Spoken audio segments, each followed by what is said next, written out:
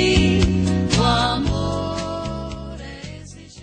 Olá, como vai você?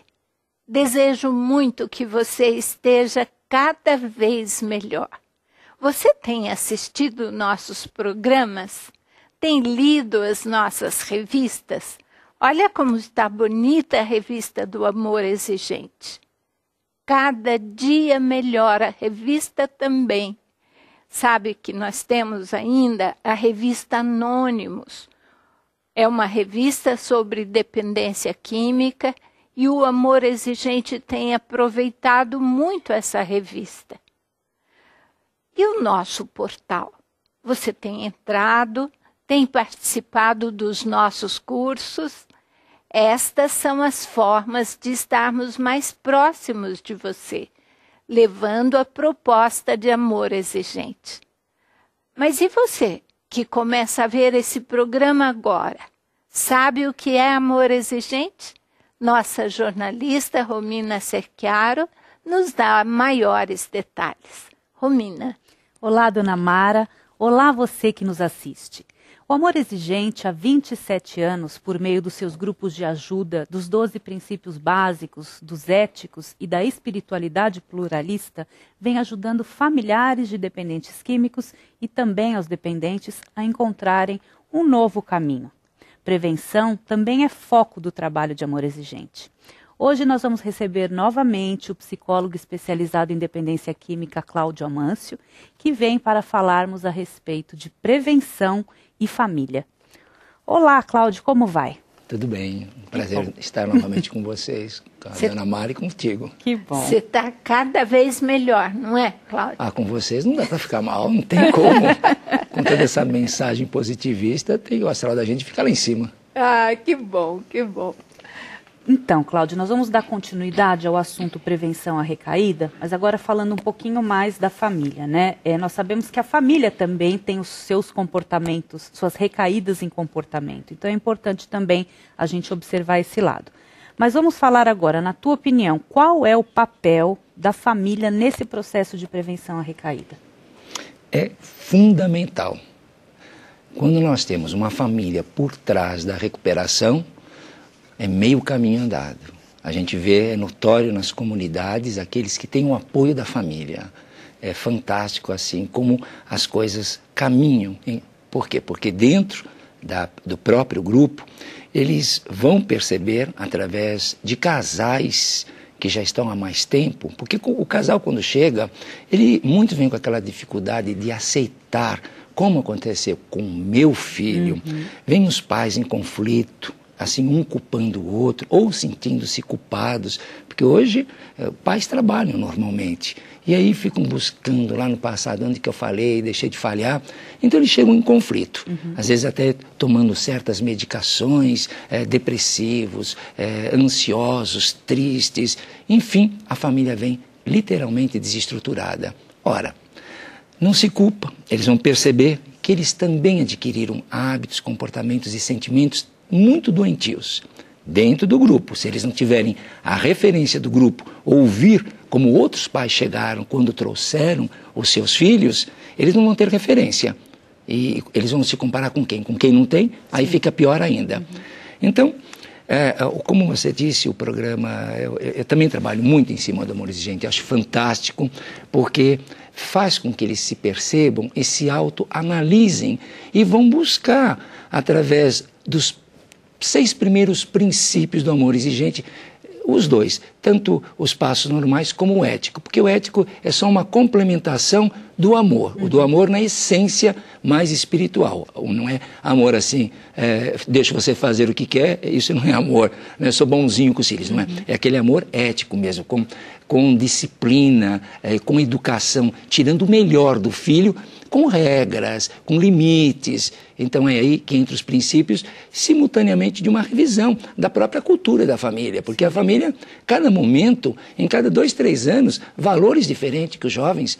Hoje o jovem tem que ter até o seu notebook para cima e para baixo, seu celular, trocando em cada, não é nem no ano, é no próprio ano, um ou outro, roupa de marca, aparência, vaidade, enfim, N valores que a mídia faz com que o jovem acredite e acaba se perdendo muitas das tradições da família, o afeto, valores, o amor, né? os valores.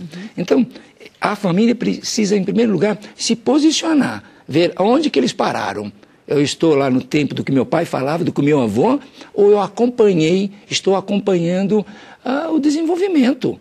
Nós temos que acompanhar e reciclar certas situações, porque não é só o filho que muda, a família muda e muito tem que mudar. Mas se não tiver a referência do grupo, eles acham que estão certos. Então, como eles dizem no próprio programa, os pais são gente, lógico. Se eles são gente, eles percebem que eles são falíveis, eles estão aprendendo com o filho, tem maior experiência pela própria cronologia da idade e da vivência. Contudo, o pai também é limitado, ele não tem um bolso para pagar tudo, comprar tudo que hoje a mídia impõe como se o pai bonzinho fosse dar.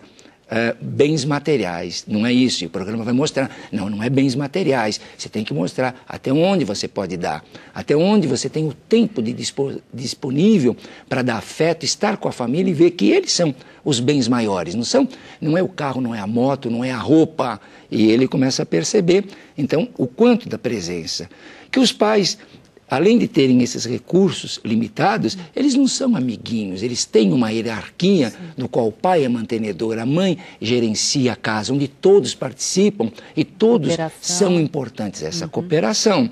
E aí, por quê? Porque não tem culpado, até pode ter alguma culpa por falta de se perceber e ter um momento para pensar do que ele tem melhorado como pai, os papéis. Sim. Então tem que, novamente, o que o programa mostra, olha, pai, você é pai, mãe, você é mãe, filho, você é filho. Vocês estão percebendo? Está tudo trocado.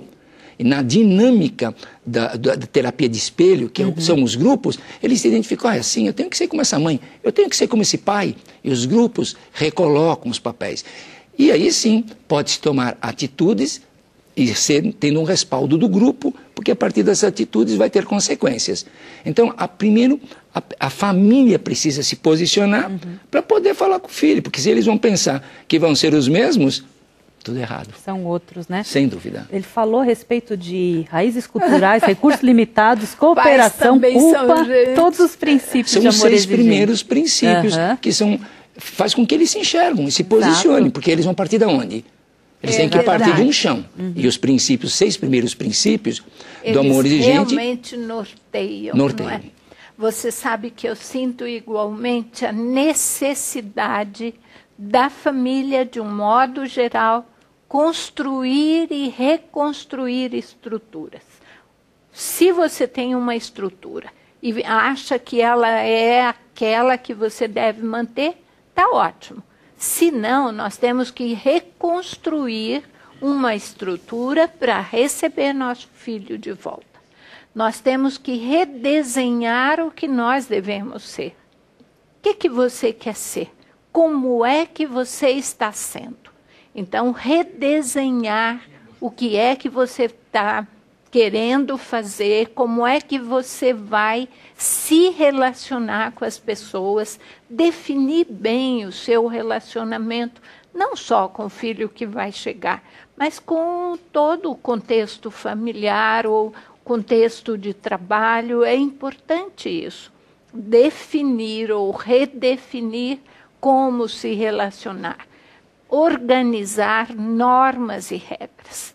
Sabe que nós temos no amor exigente um pacto, uma forma de um contrato com o filho que está na comunidade terapêutica. Sem sombra de dúvida. Junto com os profissionais da comunidade terapêutica, o amor exigente tem isso. E vocês, pais que estão nos acompanhando, se quiserem, liguem na FEAE e peguem esse contrato, esse pacto. Nesse pacto, a gente dá sugestões do que é que nós temos que combinar com os nossos filhos antes deles voltarem para casa. O momento em que eles voltam para casa tem que estar muito claro quais são as regras, os limites, o que é que nós redesenhamos, Como é que nós definimos que nossa família vai funcionar a partir de agora? E é bom que isso seja feito na comunidade. E é feito, nas nossas casas são feitas. E aí, lá, junto com a família, Sem dúvida. isso é passado para ele. Quando ele entra em casa, ele já sabe, a coisa está definida lá com E o que é ele, incrível, dona Mara, é assim, que após termos feito esse desfecho na saída do interno, muitas famílias não querem passar numa nova consulta ou não querem conversar com os terapeutas da comunidade. Nem todas, menos espera, estão levando o seu adicto. E aí vão para casa. Esses dias eu recebi uma mãe, eu falei, mas o seu filho saiu há pouco tempo, quais os cuidados? Ah, sabe que é que eu estava muito ocupada e eu pedi para que ele fosse em tal lugar e dei a chave do carro. Lógico que ele não voltou. O sujeito não tinha nem 2 meses. Ele foi para ficar alguns dias para passar por uma perícia. Ora, e deu a chave do carro. Então, como falta a família ter informação dos limites da família? Então, a família também nós avisamos do que ela não deve fazer. Exatamente, os comportamentos que a família deve evitar Sim. e deve adotar. Esse contrato não é só eles. para o adicto. O meu contrato também com a família. Porque a família é mais folgada do que o adicto. Porque vou falar por quê. Porque o adicto tem reunião de manhã, à tarde e à noite. Durante dias, semanas, meses. E a família não vai todos os dias. Quando vai, é um dia. Aí chega, olha, a família deixa a desejar. Se não tiver empenhada, não ler literatura, não conversar com padrinhos, é ela que precisa fazer o programa, mais do que o filho. É verdade. Agora, sabe que nós temos uma comunidade terapêutica em Santa Helena, em Goiás. E essa comunidade terapêutica, ela interna a família durante uma semana. Ah, mas isso é ótimo. A família faz a internação, acompanha o filho, que já está assim quase na hora de voltar para casa, mas antes dele voltar, ela faz a mesma caminhada, o mesmo programa do filho dentro da comunidade. Pelo menos um dia ou outro, é muito bom. A ideia é ótima, eu vou pensar. Acho que vale a pena, está dando muito certo. É em Santa Helena, a comunidade que nós temos lá, o Amor Exigente muito dentro. Nesses 7 dias, eles têm uma visão de amor exigente aprofundada mesmo. Que beleza. Então, o Itamar e a Carlina estão dando muito certo lá, não é? Eu fico muito feliz por isso. Parabéns a eles. Bom. Cláudia, agora a respeito, assim, entre as inúmeras dificuldades de entendimento da família que a gente vem falando, e fica cada vez mais evidente a importância de que ela pelo menos se informe a respeito dos comportamentos que devem ser modificados. Uma das coisas que nós observamos é que, assim, a recaída do dependente para a família parece que é o fim. É como se nada tivesse sido feito, é como, enfim, a família fica realmente perdida no momento da recaída. Porém, a recaída faz parte da doença. Como que vocês orientam a família para estar preparada no momento de uma recaída? É o que eu mais decanto nas nossas reuniões abertas ao público. A gente tem uma reunião, independente de nós termos diariamente reuniões, nós temos às quintas-feiras um teatro aberto, porque cabe muito mais gente. Então a família, o adicto, e eles vão escutar o que o adicto fala, que é o adicto, que é o dependente químico, na essência da palavra, aquele que tem a obsessão e a compulsão, e a família que também precisa ouvir referência de um adicto falando, que ela não enxerga isso no próprio filho, ela enxerga quando ela ouve o outro. Então, reunião aberta é fundamental. A família não pode ficar só dentro de um grupo de amor exigente, ela tem que estar em reuniões abertas, escutar o que as outras famílias, além do que passa do próprio adicto, como é a vida dele na casa da sua família. Então, a família, nesse sentido, ela precisa ter muito cuidado nesse trato e entendimento do que é a doença. Assim como ele vai entender que ele tem uma doença crônica e remissiva, se ela é crônica, ela não tem cura. Se ela não tem cura, a família tem que... Olha, ele tem que fazer um programa, é um processo de conscientização. não é? Então, às vezes, fala assim, mas eu já recaí tantas vezes. Tá, recaída é do homem, mas Deus fica tão feliz quando você levanta. Ele quer saber quando você levanta, ele não quer saber. Recair, todo mundo recai todos os dias por uma situação ou outra, emocionalmente, psicologicamente. Agora está com esse astral, acreditar num poder maior e ter autoconfiança, que a gente vai resgatar. Então, é muito importante a família entender. É crônica, não tem cura, se ele não se vigiar. A coisa mais comum são as recaídas, porque existem as recaídas espontâneas, que não precisa ter gatilho, porque é parte da sua própria predisposição. Porque, como nós dissemos, ele acorda, até dormindo, ela continua crescendo. Porque muitos, como eu disse, ele tem a obsessão. Tirar uma obsessão demora-se anos. Assimilar um hábito, tem que ficar falando, até aquilo se torna automático em seu cérebro. Tem pessoas que viveram mais no uso do que numa vida normal. Como é que vamos trocar esse chip? Então, é sabido que é uma doença que vai ter inúmeras recaídas, ou emocional ou psicológica, por isso que ele faz o inventário todo dia. Família, isso é comum. Agora, vamos analisar o comportamento.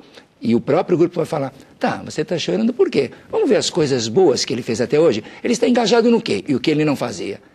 Aí ela começa a perceber, é verdade, só estou vendo esse momento, uma coisa ruim, é verdade, olha, ele está namorando, ou ele está casado, ele está dando atenção, está trabalhando, se manteve com um período maior, tem uma economia, comprou um carro, enfim. Tem evoluído, né? Evoluiu. Então, no amor exigente, as famílias mostram, calma família, e meu filho, quantas vezes você pensa que já recaiu? Só se pode esperar uma recaída. Tudo que não for recaída é lucro. Por isso que tem que estar... Eu tenho hoje 80 terapeutas pais nas salas. 80, não menos de 80 em nossas salas, que são inúmeras, até nas comunidades terapêuticas. Nenhum desses pais tem um filho recaído. Que bacana. Por quê? Porque estão lá, né? Perfeito. A melhor forma de ensinar é fazendo, não é falando. É muito importante, eu vejo, Cláudio, a continuidade. A maioria dos pais pensam, bom, quem está doente é ele. Já foi para a comunidade terapêutica, o tratamento era dele. Isso mesmo. Nós não precisamos nos tratar, mas não é verdade.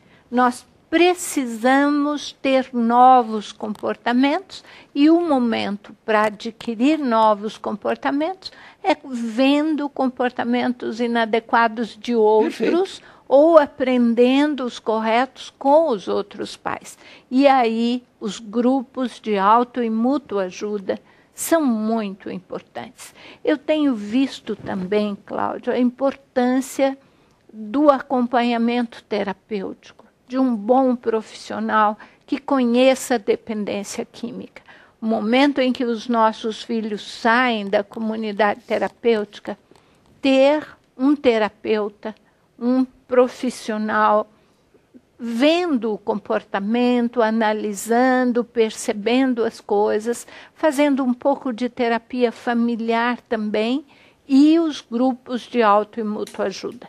Olha, no grupo você não paga nada, vai lá, tem os grupos de apoio e dê continuidade a isso. Não tem que gastar dinheiro, é ir lá e poder se beneficiar. Agora, com o terapeuta, vale a pena investir um pouco, porque é um lucro manter nossos filhos sóbrios, não é verdade? Aliás, temos uma expert em terapia familiar sistêmica, a Romina, que trabalha com um todo. Todos têm culpa no cartório, todos têm que se envolver nesses papéis. A Romina é craque nisso. Obrigada, imagina. Além disso, Romina, os grupos de esposas. Fale um pouquinho da importância da esposa nesse processo. Em Amor Exigente nós temos, né, os subgrupos de cônjuges que têm um olhar diferenciado para a temática da esposa no convívio com o marido dependente. E também vice-versa, a mulher dependente e o companheiro, né? porque são outras questões, né?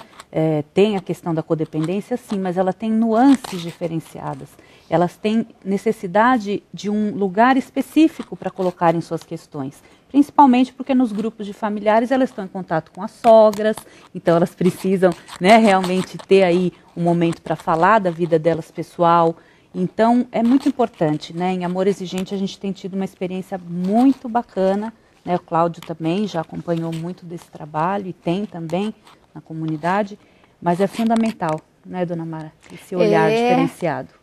Sabe que uma coisa que as esposas falam e que às vezes eu fico pensando, olha o que ela está se propondo. Ela costuma dizer assim, a mãe, ela não pode ser ex-mãe. Eu posso ser ex-esposa. Então, ela acha que num grupo de pais, o maior problema é da mãe. E ela acaba não falando, não crescendo, e não é bom, não é? E essa questão de ser ex-esposa, ela pode até ser ex-esposa daquele, mas se ela não cuidar do comportamento dela, ela vai repetir os mesmos padrões. Verdade. Isso é fato, a gente acompanha, né, as situações de vai pessoas casar que com vão... outro dependente. Exatamente. E não sabe tratar dele, né? Não. Então, vai cair no mesmo problema. Ou seja, né, o olhar para si, conhecer a sua codependência, né, é fundamental. Vamos voltar aqui para que nós possamos finalizar, falar um pouquinho de recaída de família, né? Porque existe também, nós já fizemos algumas entrevistas com os profissionais que falam a respeito de quando a família começa a ter os seus comportamentos também já abalados, começa a facilitar muito a vida deles, enfim. O que você vivencia a respeito de recaída da família? A falta da aceitação, a falta de terem a informação, entenderem o que é essa doença. Então a gente percebe que há muitas famílias que fica quebrada, vai o pai, ou não vai o pai, vai a mãe em reunião, os filhos não aceitam, porque acham que o problema é do filho, acham que os pais estão dando mais importância para aquele filho do que para eles. Então fica muito mais difícil para uma família que está fazendo assim, em parte, um faz o programa, outro não faz, tem que ficar levando a informação. Quando a família é unida e todos dão esse apoio, todos participam, todos aprendem. Todos aprendem até se conhecerem, fazerem uma reavaliação, um inventário dela própria, para se perceber. Eu também tenho certos ajustes. Sim. Eu tenho que ter uma maior aceitação, entender a doença do meu irmão, ser mais amoroso. Não é com termos pejorativos, não é com apelidos, não é com a indiferença que vai ajudar o irmão, ajudar, enfim, o seu dependente químico. Então, quando a família não tem conhecimento, causa uma grande dificuldade para avançar. Então eu vou ver muito mais recaída em famílias que não têm a informação. Então quando isso acontece, é lógico que ela vai ligar, chorar para a madrinha, vai ligar de madrugada, vai ligar a qualquer hora, pedindo um socorro. É lógico que a madrinha, por ter experiência, vai mostrar que é um processo de crescimento, que ela está tendo uma oportunidade de perceber aonde e como não deveria tratar e o que poderia estar fazendo. Porque a vida é feita de acertos em cima de erros. Tudo que a gente aprende é errando. Ora, se ninguém errasse, não há evolução. O que é a ciência, se não é esse balão de ensaios? Então, ela tem que entender. Que bom que ele recaiu, você entendeu? Você aprendeu? Ele também. O que nós podemos melhorar? O que você poderia ter feito e você deixou de fazer? Então, a família vai crescer norteado por aqueles que já passaram por esse processo. Um vai ajudar o outro. Um vai ajudar. Então, é muito natural. Mas torno a falar, o conhecimento da literatura, quando as pessoas fazem com amor, principalmente esses 6 primeiros princípios, para se rever, conhecer, ela vai ter esse olhar que você disse e uma nova maneira, mais otimista, porque o programa é embasado na confiança de um poder superior, na forma como qualquer um creia dentro dos seus credos. A gente não vai impor nada. E ela se sente mais segura. Chegamos ao final do programa. Nem sentimos mais uma vez, mas chegamos. Então nós agradecemos, Cláudia, a sua presença, você que nos assiste em casa. E na semana que vem nós vamos continuar com esse bate-papo gostoso com o Cláudio, desta vez falando a respeito de reinserção social. Contamos com sua presença e até lá. Obrigada, Romina. Obrigada. Obrigada, Cláudio, mais uma vez. Olha, eu leio a cartinha semana próxima, tá bom? E continue nos assistindo. E conte conosco, nós contamos com você também.